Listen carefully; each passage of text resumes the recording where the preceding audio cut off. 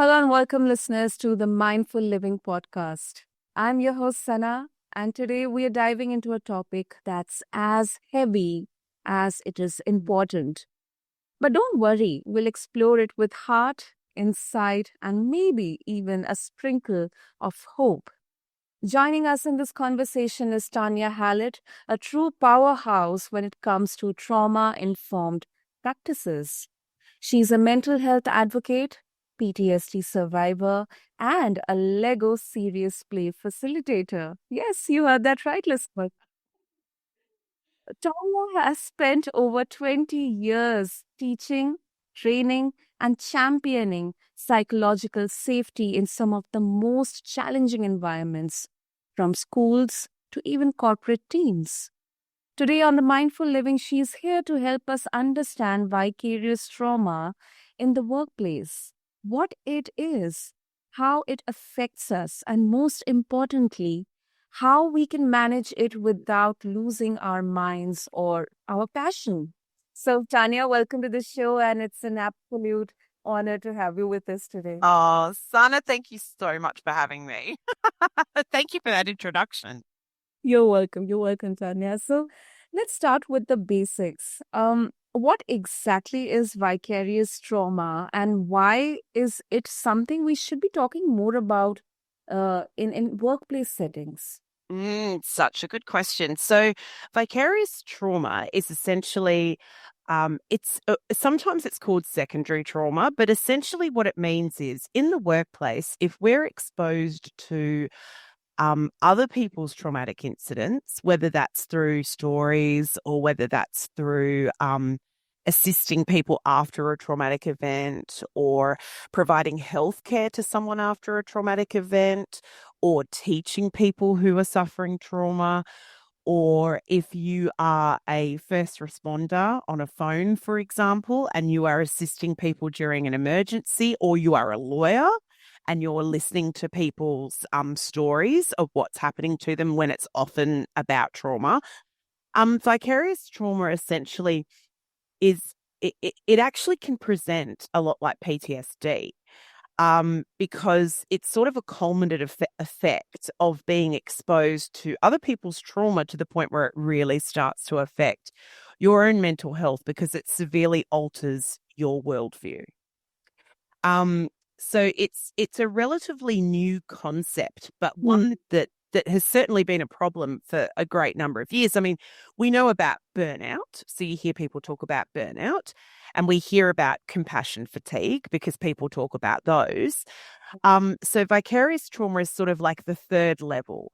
So we sort of start with compassion fatigue, which is when Mhm. if we're trying to provide care and support to people who have experienced traumatic incidents or multiple traumas, or they're Mhm. dealing with multiple stresses in their life, compassion fatigue comes where you're hearing so much of those stories and you're trying to assist these people, and it Mhm. sort of starts to take a toll on you because you're consistently having to sort of provide that care or that listening ear for that person.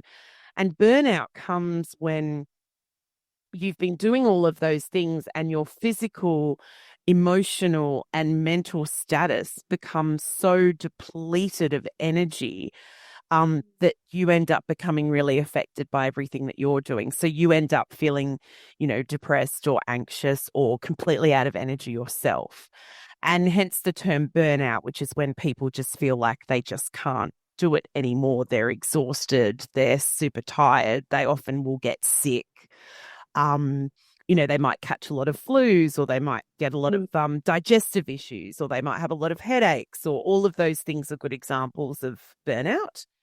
And then vicarious trauma is sort of the third level. So it's like we've gone through compassion fatigue, we've gone Mhm. through burnout, and then vicarious trauma is when you're feeling low energy and you're feeling tired and you're often having your own issues, but what's happening is the stories that you've heard from the people that you're providing care and support to are now giving you intrusive thoughts. So that's sort of staying on your mind all through the day. Well, or it's staying on your mind at night when you're trying to go to sleep or when you come home, and it becomes very difficult to kind of disconnect between work and the stories that you've heard and your own home life. So what happens is your view, your world view becomes incredibly altered. So you can start thinking the world's a really dangerous place, only awful things happen, or bad things happen to good people, or what's the point of anything that I'm doing? There's no point to anything. You can start even to the point where you might start having nightmares about things that the people that you're assisting, their traumatic stories. You might start to even have nightmares or sort of vivid like vivid visualizations of what they've been going through. And that's when you're sort of heading into vicarious trauma territory. And it can very much present like PTSD. Yes, yes, yes. It's a really valid concern, I think, which should have been more and more addressed about. But yeah. Okay, thank you. Thank you so much, Tanya, for explaining that in a very, very clear way for all of us. Now, moving on. So would you like to share a bit about your journey, how you got introduced to this concept, and what motivated you to help corporates or people out there dealing with this? Yeah, so look, I have had my own PTSD experiences which have come from work. So initially and there's a reason I'm really passionate about vicarious trauma as well. So I worked in a school that was an incredibly hard to staff school. So a lot of the adolescents and young adults came from severe trauma. They struggled a lot with their own mental health. They had come from very often very fractured families. They came from domestic violence, drug and alcohol misuse, generational poverty, all sorts of issues. And so the kids came to school, and trauma-informed practice with them was very much about how do you create safety for these kids? Because if they're not safe with you and they don't have a relationship with you and they can't trust you, they can't learn from you. And you actually can't keep your classroom calm if you can't provide those things for the kids. But part of what happened in that process was the kids, when they're gaining trust and building that safety with you, start to share stories about what's happening to them or what has happened to them. Mm-hmm. And what happened with the concept of vicarious trauma for me was you'd get to, you'd have periods of the year where you would just feel beyond exhausted. Like your tank was so empty because you'd spent so much time trying to help these students regulate their own emotions, help provide sort of mental health care to these students, as well as trying to teach them, right? You were doing so many different things. And the stories that they were telling you were becoming sort of heavier and heavier. Well, for me, they were becoming heavier and heavier and heavier. And it was getting to the point where, like, their stories were staying with me all night. And I was having trouble falling asleep because I would be thinking about them. And then I would find that it got to a point where I also found it incredibly difficult to socialize with other people who didn't understand that there was this level of trauma out there in the world, because I was like, well, do you know how bad things can be? Do you know how much other people are struggling? So when people were kind of complaining about their everyday life issues, I was like, well, come to me with a real problem. I've got a kid who's got, what the dad isn't around, the mum is dying, and they've got nowhere to live, and they're 16. And, that's a real problem. And it was just sort of like, things like that were weighing very heavily on me. And they often weigh very heavily on people who work with other people's traumatic backgrounds and their stories, because there's a very little awareness about the fact that when we hear about trauma and when we help people who are suffering trauma, it does make an impact on us, because you're spending so much of your emotional battery is being drained to help support these other people if you're not learning how to actually implement your own self-care. And self-care wasn't a few years ago when this was at its height, self-care was certainly not something that was ever talked about. And on top of that, there were a huge number of violent outbursts in this school as well. So I was breaking up fights that were like prison fights, where people were severely beating one another or threatening to stab each other. And it was getting incredibly scary. So all of that, I think, culminated in what I would have called vicarious trauma. And when I left school, I left teaching for a while and I went to do some support work. And the person that I was doing support with also came from a really significant trauma background, but also had her own very, unfortunately, mental health struggles. And one evening when I was doing a 24/7 care shift with her, she became very violent and held me hostage overnight. And I called for emergency service support and they took 4.5 hours to arrive. So it was very scary. Um, and after that incident, that was when I was diagnosed with PTSD. But realistically, I think I had suffered intensely from vicarious trauma, which also presents like PTSD. I think I'd suffered with that before. And then this other experience where this person had become, very, very violent, and it was very scary. And my life was very much in danger. And I was diagnosed with PTSD after that, which is why I'm incredibly passionate about people understanding the impact that trauma actually has on people's lives and their health and their well-being. Wow. Wow. Ah. Sorry, that's a little bit heavy, isn't it? It is. It is. It's really, really, looks serious.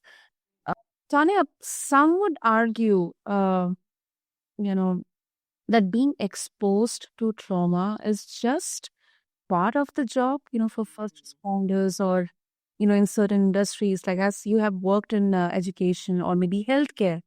How do you respond to the idea that people should just toughen up? Mm. And you know what? That has been, and that is a thought that a really deep set thought that that people have had for so many years, and it's ridiculous. It's my response to that. It's okay. So exposing people to trauma, which yes, okay, with certain jobs we are under the understanding that we will be exposed to a portion of trauma. And that will happen in a lot of jobs. And if you are on healthcare, if you're a first responder, if you're in teaching and you work in a very difficult school, if you're a lawyer, you probably are going to hear some of these traumatic stories. Like, it is going to be part of the job. However, while that is part of the job, there are ways to actually minimize your exposure to these things, or at least provide this adequate support for staff after they've been exposed to these things. So if you were saying to a welder, for example, a welder has to wear a big helmet and a visor to cover their face and their eyes to stop the sparks from flying into their face when they're welding things so that they don't get an eye injury or burn their faces. And we would say to the welder, well, getting burnt by sparks or getting things like on that might be part of the job, but we're going to give you this safety visor to help minimize the risk of you being injured. Well, we need to start thinking of vicarious trauma the same way as putting someone into weld without the helmet. So if you put someone in front of and expose them to huge, volumes of traumatic stories, and you don't actually do things like talk about self-care, talk about drain-off strategies, talk about mental health care, then you are essentially sending them into that environment like the welder, but with no helmet and no visor and nothing to protect them. Yeah. Yeah. So we need to start, we look at physical safety nowadays. I mean, once upon a time, we didn't care about physical safety either. But now we look at, work health and safety and physical safety, and we look at it and go, right, well, here are the processes we follow to minimize injury. Well, with mental health injury or psychological injury, it's going to have to go the same way, where we actually put things in place to start protecting people, because there are things that you can do to protect people from the effects of vicarious trauma, for sure. Right, right. So, what are some key signs that you have seen, that a workplace might be failing to address vicarious trauma? Although a lot of workplace, as you mentioned, they prioritize physical safety, often overlook psychological safety. So That's true. Mm-hmm. So some signs in a workplace, I mean, and that's such a great question. So thank you for asking it. One of the best signs is when you've got a whole bunch of staff walking around going, I'm so burnt out, I'm exhausted, I'm sick, I'm just so tired, I Mm. just can't find any energy. I'm just trying to make it to the end of the year. I'm just trying to get to the end of it. Oh, thank God it's Friday. I just can't. I'm just so exhausted. I mean, like we hear things like that. But if you've got so many staff walking around and you can tell they're really scraping the bottom of the barrel to get to the end of the week, that's a really good sign that there's psychological pressures that aren't being addressed. Because while you might feel tired by the end of the week, and while everybody is over it as such and ready for, Christmas and end of year holidays, and that's all true, there is a difference between I just want to get to the holidays. There's a big difference between that and, I can't get out of bed on the weekend because I'm so tired. Right. Or I'm going home and I'm falling asleep on the couch at 7 o'clock at night because I'm that exhausted. Or I have no energy to socialize or do any of the things that I like to do for fun because I don't have any energy. That's a really big telltale sign that work-life balance is off and that people are really being drained in their workplace. And it's a really dangerous sign of burnout and often vicarious trauma. It is. It is. Also, trauma-informed practices, they often require systemic change with Mm. organizations. It doesn't just is left to the HR or Mm-mm. the people working there. What are the biggest barriers you have seen in implementing these changes, and how can leaders overcome them? Yeah, it's a really, and that again, such an excellent question. Look, I don't know if you've heard the saying, it's one of my favorite sayings, the fish rots from the head down, right? So you've heard it before. I love that saying. If you've got leaders that really are not prioritizing mental health and well-being of their staff, it will filter down through the organization. So I always say you have to start by getting your leaders on board. They have to actually believe that this is an important, or it's a crucial thing that they need to do as part of their organization. So, a leader needs to prioritize mental health, not just by paying lip service to it, but by actually checking in with their staff and actually listening to their staff. And if their staff are having a tough time, it's having conversations about self-care. It's having conversations about, what mental health support is being provided by the company. And it's, and if there's a lot of, if there's been a particularly upsetting incident at a workplace, pull all the staff together and have a meeting, talk about it. It's important. It needs to be done. So it starts with leaders and then that filters down. So in my opinion, if you've got leaders that are trauma informed and really they really prioritize mental health and well-being, they are actually into building safety and trust for their employees, they can have open conversations with their employees and people aren't afraid to speak up. That is Mm. where trauma informed practice starts, right? It is literally building safety and trust within the organization to begin with. They're your first two steps. Then you need to collaborate with your staff and you need to hear what your staff have to say. So if your staff are coming to you and they're saying, look, our caseloads are so heavy, we're dealing with all these really heavy cases and we don't have enough time to do it. Well, the manager needs to listen to that and they need to figure out what they're going to do to make that easier on their staff because it's a psychological risk. It is a risk of psychological injury when people are being placed under far too much pressure, and unrealistic work demands are absolutely a risk. Yes, yes, they are. They are. Wow. Also, Gen Z is poised to make up a significant portion of the workforce. Hmm. And you have mentioned many of them come up with complex trauma histories. So, what They do. strategies do you recommend for leaders to create trauma-informed environments for this generation? Yeah, look, the future is going to need to be trauma informed. This will no longer be a choice that leaders get to make if they want their companies to survive. This will have to be an essential part of their leadership.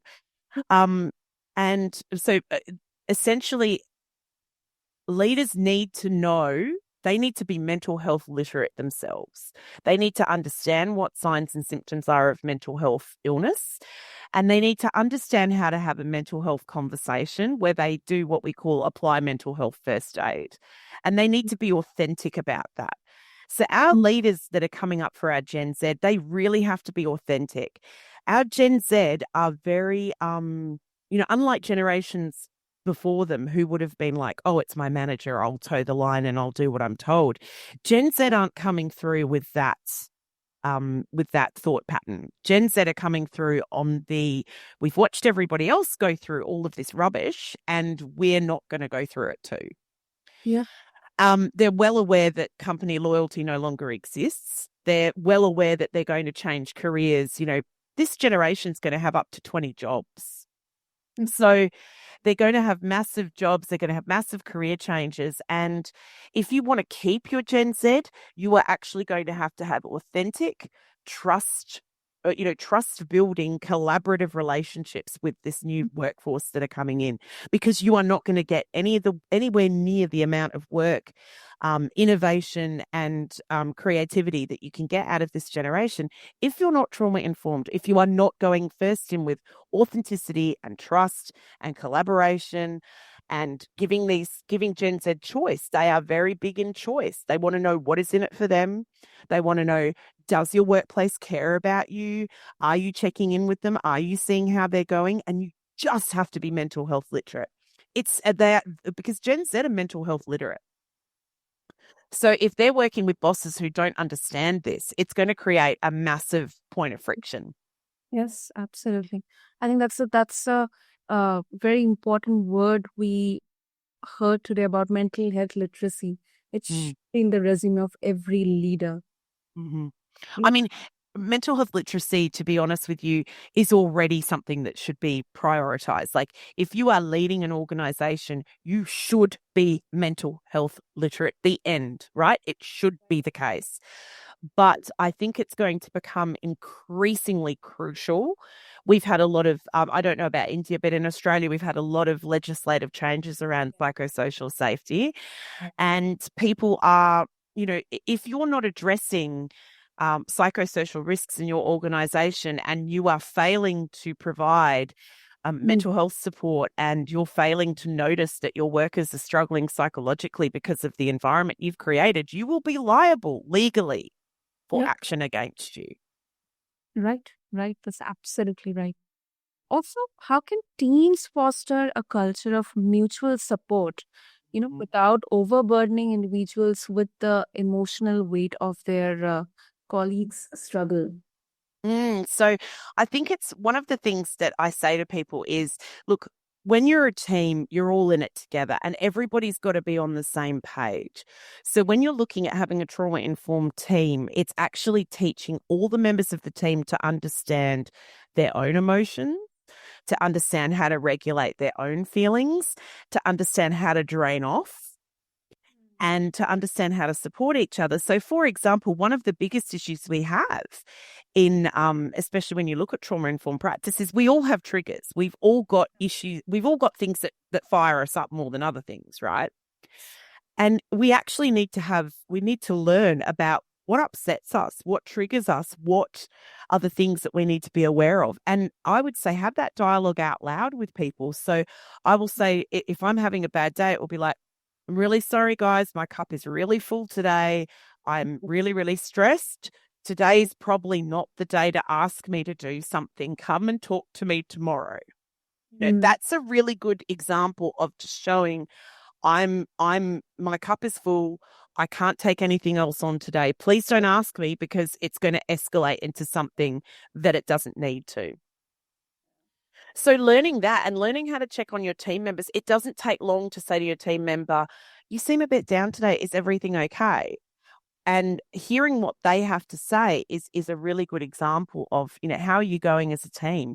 And, teaching and how hard is it like for people to just give those words of encouragement to each other? Like, you know what, I know you might be feeling tired today, but your hair looks great. Or I know you might not be feeling great today, but I love your top. It's so nice and bright. or, just something nice. Or I know you're really stressed at the moment. I just want to say I really appreciate the work that you're doing, and thanks for being part of this team, because we all love having you here, and it just means a lot that you're here. It doesn't take a lot to say these things, but the difference that that can make to someone's outlook for the day is massive. And especially when you're in a group of like people who are dealing with huge amounts of vicarious trauma, you need to check in on your Yeah, team members, and you need to be boostering each other. And if everybody knows they've got to do that, then the load isn't on just one person. It's shared because it's a cultural change. exactly. Exactly. Mm. Sort of change. Lovely.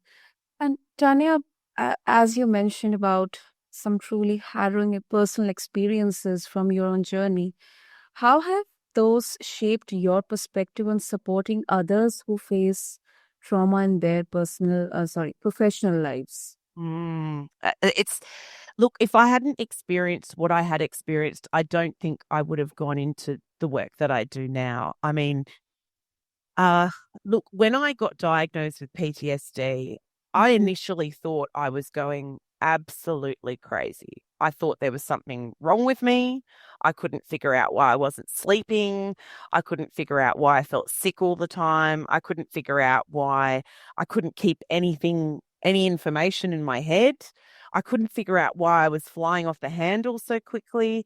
Um, and when I got diagnosed and I went through therapy with my psychologist, I started to understand that the reason I was behaving this way, they were all classic symptoms of PTSD. And experiencing it yourself, and that feeling of you wake up in the morning, and if you're really struggling, you may have had nightmares all night. So when you wake up, you're not rested. You've had a really troubling evening. You've had a really difficult night. And then you kind of wake up and, you're ready to start the day, and you've got to take on everybody else's stuff, but you don't have any space left to do that. And that's what it's like for people who are struggling with trauma. It doesn't mean that everyone who goes through trauma has PTSD, because they are different things. But people often experience traumatic events. And that traumatic event may only last for a day or a week, and they might be fine and they might be over it after that. But it's understanding that at that time, that person's cup is full. You can't add anything to that cup, because it will overflow. So it's understanding that if someone, for example, if someone came to work and they'd been in a car accident, we would expect that they possibly were a bit stressed, a bit anxious, they'd had a bit of a scare. And, that may have been, a trauma for that person. They won't necessarily develop PTSD, but it's likely that their fight, flight, fawn and freeze response was fired up from the crash. So it's likely that they have been put into a place of hypervigilance and high stress. So we've got to understand that at that particular time, that person's just not in the same place that they would normally be in order to regulate or in order to have that conversation with you. They're having a tough time. So we've got to back off a little bit and be a little bit empathetic and a bit emotionally intelligent about providing support to that person. And that can happen, if people have had a tough morning getting their kids to school and their kids threw cereal on the ground or had a fight, and you're rushing to get to work because you've got a meeting. You've arrived and your cup is already full. So it's understanding that this is how some people present. And we've got to read people, and we've got to sit back and think, is today the day to have this conversation with this person, or is today the day I'm supportive of this person and I just back off a little bit, and anything I need from them, I ask tomorrow. That's a really good example, because when people are really struggling with trauma, stress, or if they've had a loss of someone, like they're experiencing grief, which is also something the workplaces do not address well or do not talk about. I mean, people are not at their best, and we've got to be a lot more empathetic and a lot more emotionally intelligent about the effects that has on the people, because it is real for someone who has gone through trauma to not be able to remember something, to be feeling highly anxious, to be feeling highly stressed, and to be unable to take on any extra information at that particular time. True, true. Valid.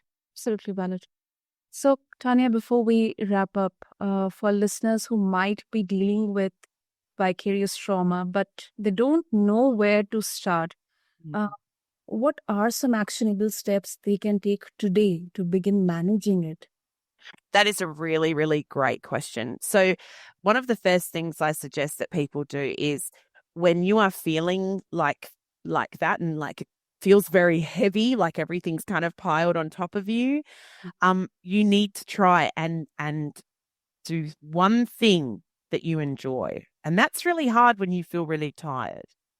But I suggest to people try one activity that you know you get joy out of. And that could be anything. That could be having a cup of tea. That could be watching a TV show that you like. That could be scrolling on some TikToks that you find funny. That could be drawing. That could be building a Lego build. That could be going out in the garden and watering your plants. It doesn't matter. Find one little thing that you enjoy. And when you're enjoying that when you're doing that task that you enjoy, try and be present while you do it. So if you are out in the garden watering your plants, for example, pay attention to the flow of the water. What does it sound like? What does it feel like? What can you smell while you're in the garden? Can you feel your feet in the ground? Um, what can is the sun bright? Can you see clouds in the sky? It's actually about practicing things that you enjoy and then being mindful while you're doing those things that you enjoy. So that's the first step. The second step is if you're struggling, it is really important to go and see your GP or go and speak to someone. If you have employee at the employee assistance program and your workplace provides psychological counseling, make a phone call. Tell them you're struggling and talk about it, or talk about how you're feeling with someone that you trust and someone that you think is a good listener and someone that you think can validate how you're feeling. These are things that you could do today. If you're struggling, these are things you could do today. And then it comes down to creating a much longer term plan and learning how you're going to manage your self care and protect your own mental health and well-being, because that's actually quite a big commitment and it requires a number of different steps. But it's something that everybody should be doing if they want to protect their mental health, especially when they're being exposed to lots of vicarious trauma like materials. Lovely, lovely, Tanya. Thank you so much for sharing this information, these great steps to start with. And finally, if our listeners they wish to connect with you and explore more about how to manage vicarious trauma, how to bring more mindfulness into their lives, how they can do that. Yes, please. Look, you can reach out to me. I am on LinkedIn, Tanya Hallett at LinkedIn. I also have a website, www.tipt.com.au, or you can email me, tanya@tipt.com.au. I am more than happy to help anyone or give any advice if anyone needs it. Lovely. We'll have all the details mentioned in the show notes for our listeners to connect with Tanya. And thank you, Tanya, so much Thank for you. shedding light on such an important yet often overlooked topic. And, your insights into vicarious trauma and also trauma-informed practices, they're really, really pragmatic and invaluable for anyone navigating through stress and complexity in their work or their personal lives. So thank you so much. Oh, Sana, thank you so much for such a fantastic interview. Thank you for having me. I really appreciate it. Great questions. Thank you. Thank you. Thank you, Tanya. And for our listeners, if this conversation resonated with you, don't forget to subscribe, leave a review, and share it with a friend or colleague or your loved one who might need to hear Tanya's wisdom. You can refer the show notes along with this episode on your favorite podcast platform to reach out to Tanya. And let's all work together to create safer, more supportive workplaces. Until next time on the Mindful Living podcast, take care of yourself and each other. Thank you.